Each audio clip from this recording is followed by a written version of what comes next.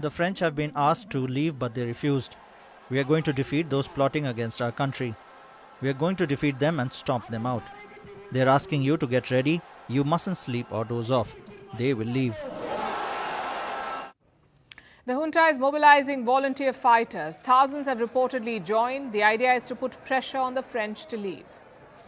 We told them to leave our country to us, to leave to let our country be. But it's you who will chase them away. To chase them away, don't go to the embassy. If the mobilization continues, they will leave. The crowd responded enthusiastically. They agree with the call to expel the French. It has been 30 days. We are totally satisfied with the actions they have taken, the agreements they have denounced, and the decisions they have taken, including the immediate departure of the French and the French embassy from Niger.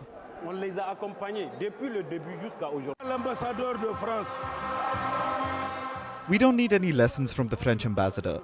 We don't even have any consideration for these people. Why did they leave Burkina? Why did they leave Mali? So even Niger, they're going to leave Niger as soon as Niger doesn't belong to them. So they're going to leave, it's an obligation. We're asking the agency on Monday morning to cut off the electricity at the French embassy and so on, electricity, water and so on. We have nothing to do with the French, they can go home. At last, coup supporters' plan seems to be in motion. The French ambassador's deadline to leave has passed. He's still in Niamey, like we told you. So water and power supply to the French embassy have reportedly been cut. Food deliveries aren't being allowed either. From the looks of it, the French embassy is being besieged. The junta is trying to smoke the ambassador out. He's not the only target, though.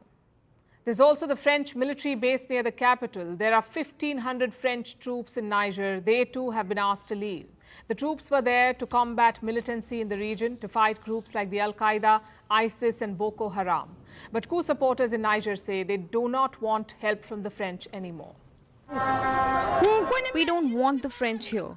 We don't like them. The French say that Niger is a poor country. But when we tell them to leave, they refuse. I've come here to demand the departure of French troops from Niger. That's what I've come to demonstrate today. And they have to hear us. I know they can hear us. Every day people come here, people suffer, and all ECOWAS has to do is increase the sanctions. We are here, we're going to resist until death. ECOWAS is a West African economic bloc. They have been negotiating with the Niger junta, trying to get Mohamed Bazoum reinstated.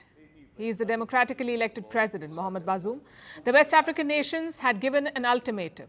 This was just after the coup was announced. They said, reinstate President Bazoum in a week or face military action. Well, 3 weeks have passed since.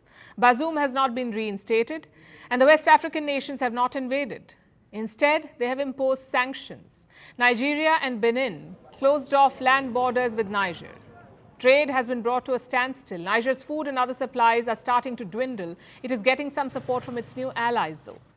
Who are these new allies? The other coup-hit nations in the region, like Burkina Faso and Mali. They have been sending supplies to Niger. They've also sent troops. And these troops are a deterrence. They're one of the reasons why ECOWAS has not attacked so far. But what happens if the French ambassador or the French base is attacked? France will definitely retaliate.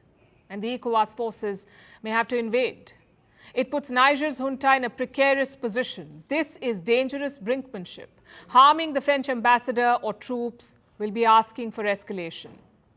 Niger right now is a tinderbox. One wrong move could lead to fighting all over West Africa.